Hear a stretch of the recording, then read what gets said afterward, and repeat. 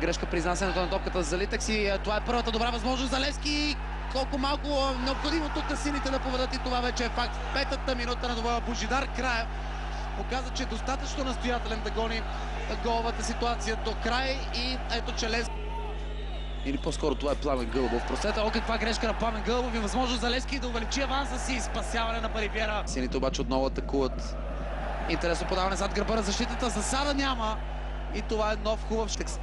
Подаването е за Сприле. Той е подкрепен от Йонсен. Сприле играе сам, може да стреля към вратата. Прави го! Топката удря града. Още веднъж бомбен удар на Данила Сприля. О, Дахма.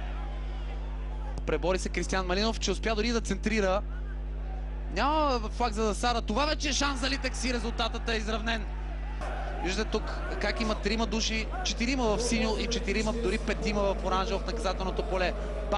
Антон Недялков, Илия Мунин, Красимир Станоев, Никола Колев, все млади момчета. Сега обаче да видим как ще се развие тази контра на Литекс. Арсенио Нунеш ще стреля сам, прави го и това е гол. Литекс, ето го момента, в който Нунеш тръгна през центъра, размина с шпагата на Деян Иванов.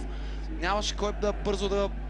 Той вече е изпълнен защитник в оранжево, избива топката с глава. Дали това не бе Пламен Гълъбов? Роман Прохаска сега опитва тежък удар на Прохаска и 2 на 2. Класата на този удар. Изключително попадение.